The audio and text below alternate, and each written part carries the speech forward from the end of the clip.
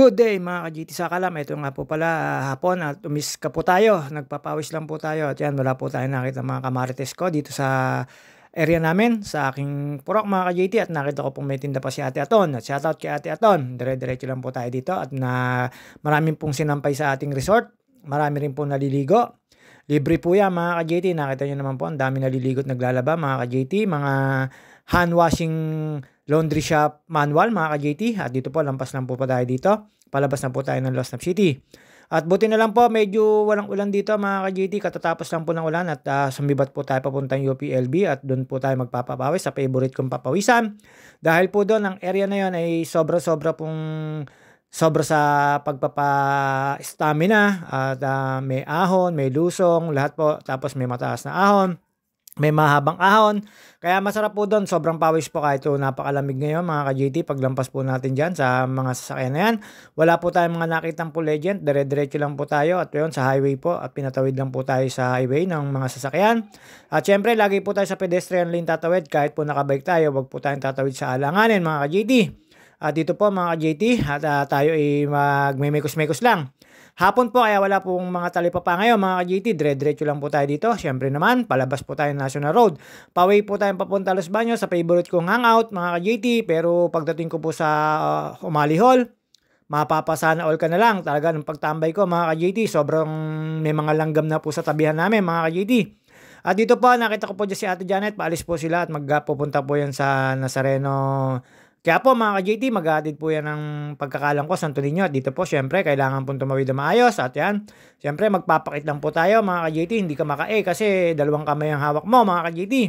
At nakita nyo naman po, medyo payat-payat na po tayo. At syempre, konti na lang po, mga 1 kilo na lang po. Pwede na po sa akin nyo mga ka-JT. At yan, nakita ko po dyan natin ng inaanak ko. Ewan ko kung inaanak ko nga po, tinatawag ko po siya dyan. Hindi po ako nilingon. Pero hindi po ako sigurado kasi talikogenic po yung inaanak ko si Dana May. Hindi ko po alam kung siya nga po yung nakita ko mga ka-JT. Habang dire-diretso po tayo dito, syempre, hindi naman po tayo magpapaano sa mga sasakyan. Lagi lang po tayo nasa tabihan. At yun naman po ang kailangan na lagi lang po tayo nasa tabi mga ka-JT. At syempre, iwas po tayo sa mga aksidente at hindi po natin maiiwasan yung mga sasakyan na magmatulin mga ka-JT. Dito po, lampas lang po tayo dyan. Dire-diretso lang po tayo dyan. Ang hirap pong pumidal kasi po ay lakas po ng hangin, tapos napakalamig po, hindi po tayo pagpawisan dyan. Ayan, medyo magalit na po yung padyak ko po dyan. Sobrang lakas po ng sumasalubong sa aking hangin.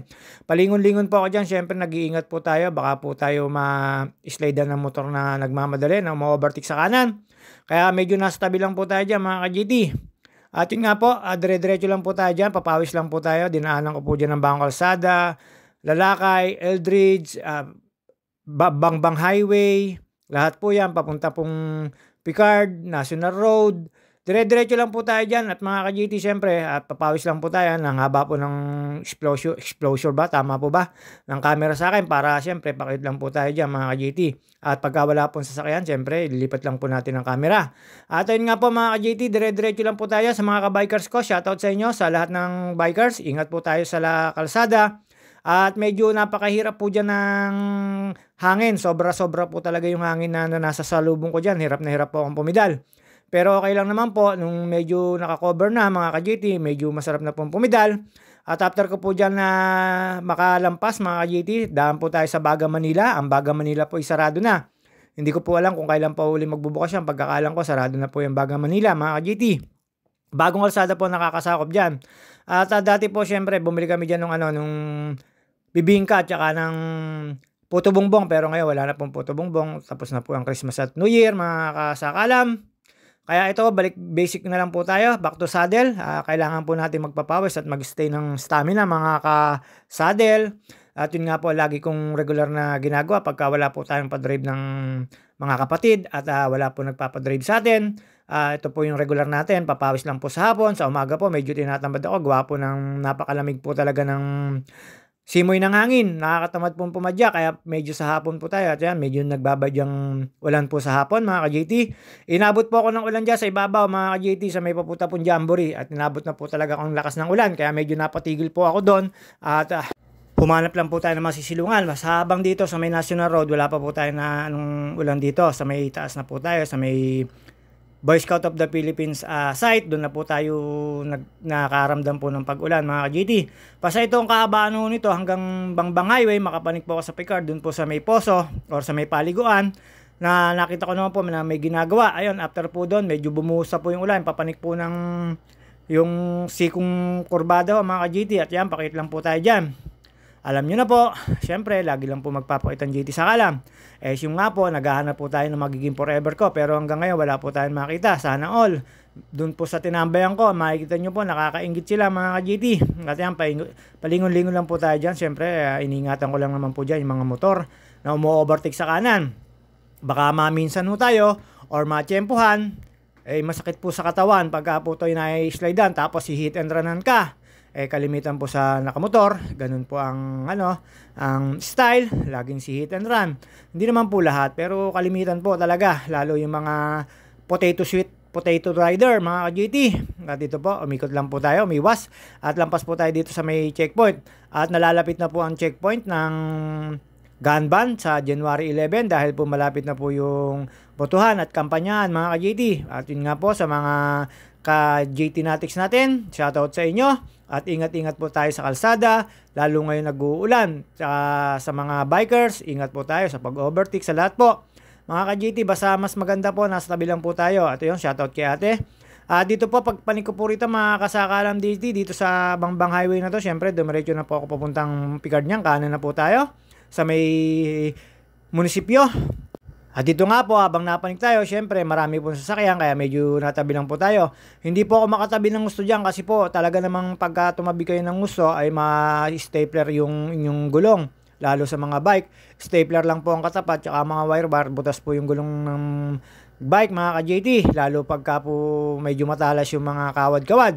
Kaya medyo hindi po tayo natabi dyan kasi po mga napapadbad po mga kawad-kawad dyan ay lagi ko pong nasasagasaan.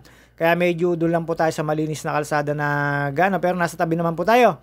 At after ko po doon, maahon lahat. Ito na po tayo sa medyo makalampas po tayo sa ginagawang kalsada dito sa may Picard, sa may Basorhan.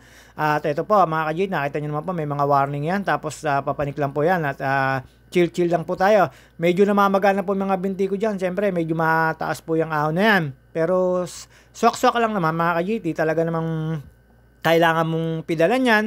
May mga up gear naman tayo. Tapos lagi ko naman pong pinupuntahan to. Kaya medyo hingal-hingal na rin po tayo kahit po lagi tayo nandito. At lagi naman pong chill ride lang ako. Hindi naman po ako nagmamadali dito. 1-to-1 lang po yan. Pero pinipilit ko lang po kahit po masakit na po yung binti ko. Ayan, isang dila lang dyan. GT sa kalam.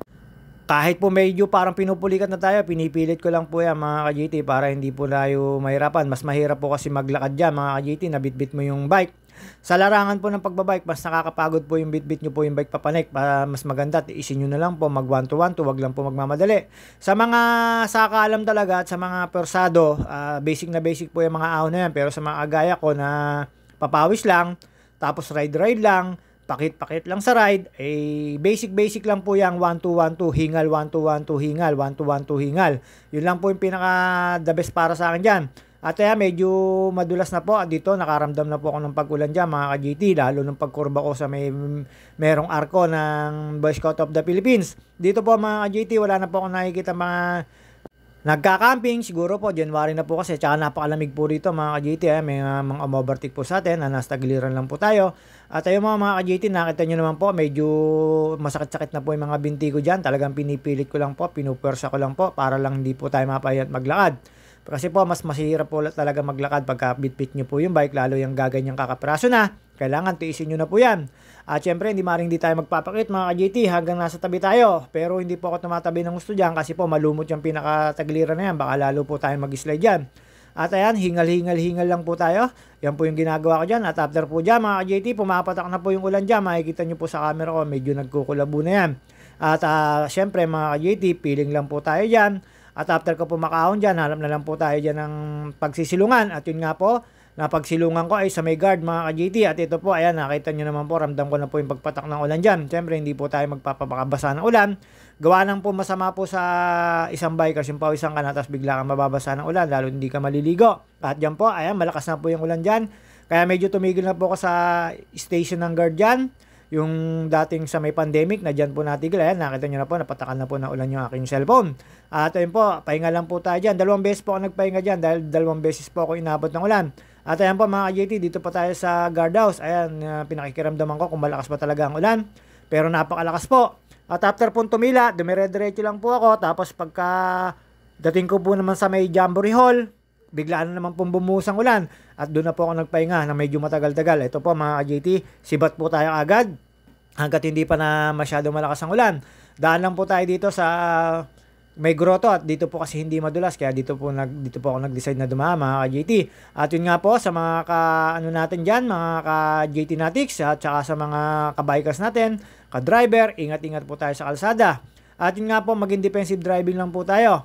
Haba lang po ng pangunawa at sa kalsada, ang lagi nating baon ay mahinahon at mapagpakumbaba para hindi po tayo naabala. Mahirap din naman po maabala lalo pagka nagkasabitan. Mahirap naman po kasi yan, parehas abala po ang driver doon. Wala naman pong sisisihin doon dahil aksidente yun. At dito po lumalakas na po yung ulan na yan mga JT. Hindi na po ako dyan at hinahanap na lang po ako ng aking pagkakanlungan kasi naulan na po yan mga JT. Naghanap na lang po ako ng pagsisilungan dyan. Medyo malakas na po dyan. Bumuhos po talaga yung ulan dyan mga JT. Makalampas ko po dyan ng grotto dyan. Pero wala naman pong tawag dito, pulse dyan. Kaya dumire-diretso na lang po ako. Hindi na po ako dyan tumambay. Doon na po ako sa may Umali Hall tumambay. At dito habang pababa po ako dyan, may mga nakita ko is mga estudyante. Nakita nyo po mga kapote na po talaga siya dahil napakalakas po ng ulan. At nga po, bumunta na lang po ako sa Jamboree Hall. Medyo luma na yung Jamboree Hall. Dati medyo napakaganda po nun. Pero ngayon, abandon na yung Jamboree Hall. Dati yun, tinatambay nun ng mga estudyante, mga nagka-camping. Pero ngayon, abandon na po mga ka-JT. Pagkakalang ko, dati may office po dun pero ito, pababa lang po tayo dyan. Medyo lumalakas na po ang ulan dyan. Ramdam ko na po talaga yung paglakas ng ulan dyan mga ka-JT. At dire-diretso lang po tayo dyan hanggang sa pumunta muna tayo sa may Jamboree Hall dyan.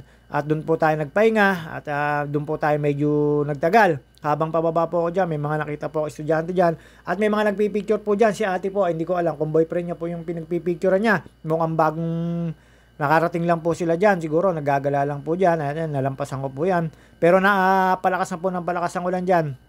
At pagdating ko po sa Umali Hall, mapapasana all ka talaga sa mga katabi ko. Medyo nakakaingit yon. At ito, lalampasan ko po dyan sina ate si kuya nung nagpipicturan. At yun nga po, hindi ko po alam kung bakit po sila nagpipicturan. Baka syempre souvenir, tapos syempre first time siguro or nakagagala po sila. At ayan, tumawid lang po si ate pero pipicturan niya si kuya. Shoutout sa iyo ate.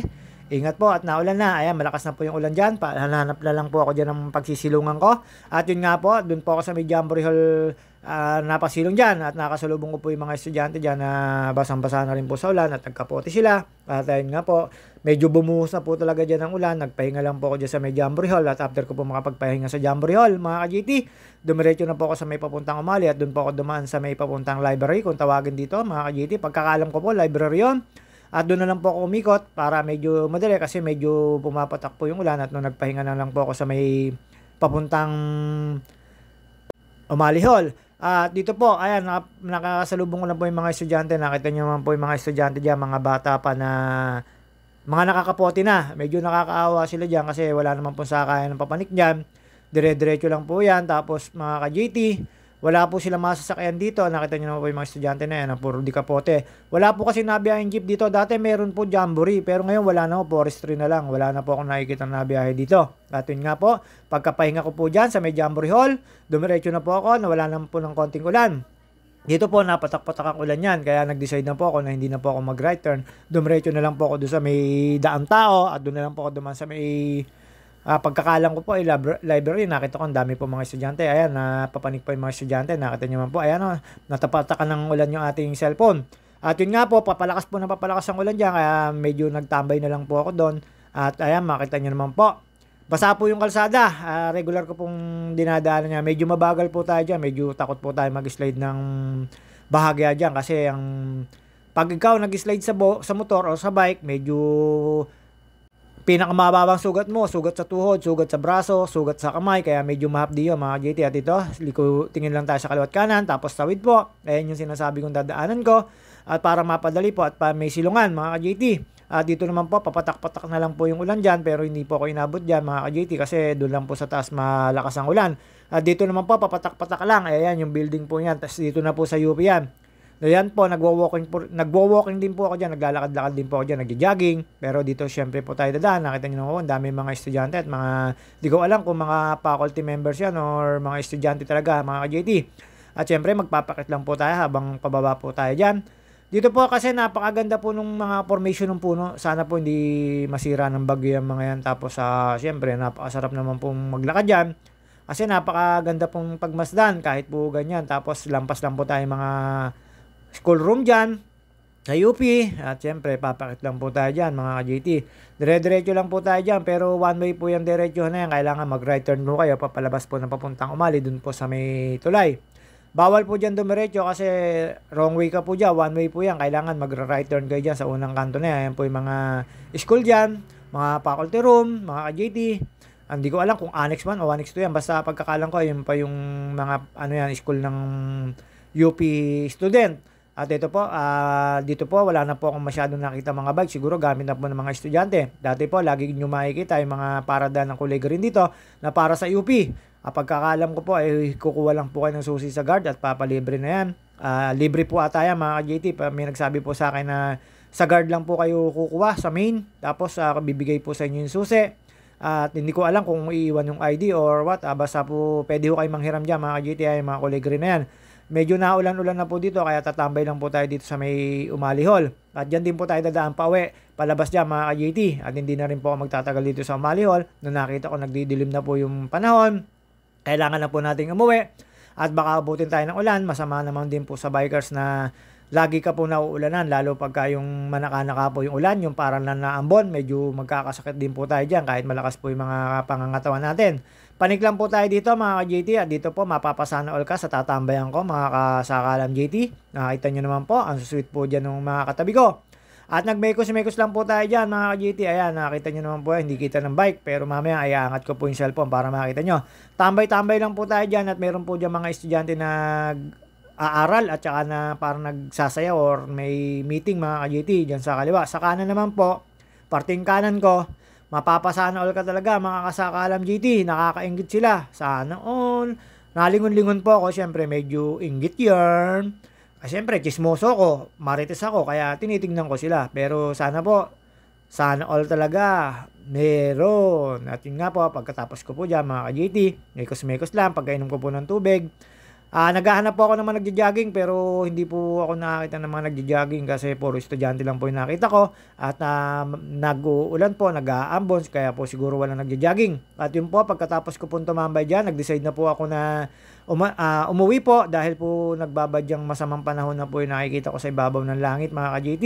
At syempre, takot din po tayo mabasa ng ulan, baka matunaw po tayo. At syempre mga ka-JT, mahirap mabasa ng ulan pagka yung pawis na pawis ka na sa pagbabike mga kasakalam. Alam po ng mga bikers yan. Pero syempre, ingat-ingat din po tayo. Mahirap din naman po magkasakit kahit po malakas ang katawan natin. Ayan, mekos-mekos lang po tayo. Hindi ka maka-JT sakalam kasi naiinggit ka dun sa katabi mo sa kanan. Dalawa po yun mga sakalam JT. Mapapasana all ka lang talaga. Pero okay naman. Denma lang po kami pare-parehas. At ayun mga ka-JT, makikita nyo na syempre. Ikot ko lang po yung camera. Makikita nyo po yan, mga kasakalam JT. Ayan po, yung sinasabi ko, mapapasana all ka. Tapos sa kabila, mga estudyante pong nag-aaral. At yun po, mga kasakalam JT. Ayan o, pair. Siyempre, hindi na po ako nagtagal dyan. Sumibat na po ako. Doon na po ako dumaan sa may oblation, mga ka-JT. Nilakad ko lang po yung sa may papunta oblation palabas po ng UP Gate. Pero dito, siyempre, kailangan nyo po magbike dahil maganda po ito. Ayan, nakita nyo naman po yung ganda ng mga puno. May overtake lang po sa akin dyan. Ito po ay pauwi na ako mga kasakalam JT. Siyempre, magpapakit lang po tayo dito. At takot lang po tayong abutin ng ulan. Nakita nyo naman po yan mga ka-JT, mga estudyante na yan. Hindi po sila tumambay. Pero may nakita po akong mga nakatambay. Medyo napatak-patak kasi ang ulan. Kaya kukunti lang po ang tao. At ito mga ka-JT, siyempre pauwi na po tayo. Last pakit ko na po ito mga kasakalam JT. At sa mga nagpupunta po rito sa UPLB, ingat po kayo, lalo ngayon maulan. At syempre mga kasakalam JT, pauwi na po tayo, maglalakad na lang po tayo dito sa gitna. At dumaan lang din po ulit tayo sa isang church dyan sa simbahan namin, mga kagaya kong reliyon. At ayan, may mga tower po rito mga ka-JT, lalakadin ko lang po yan, papalabas ng UP Gate hanggang doon sa may tibing malaki, sa mayroon pong pinapalabas dyan at meron pong Bethlehem mga kasakalam JT. At ito po, nakita nyo naman po, kinunan ko yung tower. At after po yung tower na yan, makikita nyo po yung mga kalakalabaw dyan. Hindi ko po alam kung anong meaning yan kasi hindi naman po ako nag-aral sa UP. Nakikiaral lang po ako pero hindi po ako kinaya ng UP. Alam niyo naman po, henyo tayo. Hindi, joke lang po. Wala po tayong pagpaaral tsaka hindi po tayo papasa dyan sa kalidad ng UP school. At dito po sakalam JT, tatawid lang po kayo dyan. Palabas na po ako nito ng UP Gate. At dun po ako dumaan sa UP Gate. Medyo may nakita po akong kahabaan ng traffic. At regular ko pong dinadaanan to kasi napaka sariwa po talaga ng hangin dito, gawa ng puno-puno. Tapos kukunti pa yung sasakyan, wala naman po ako nakikita masyadong pampasaherong jeep. Ayan, may nakita po ako mga estudyante naglalakad at palabas na po tayo. Lalampas lang po tayo dyan.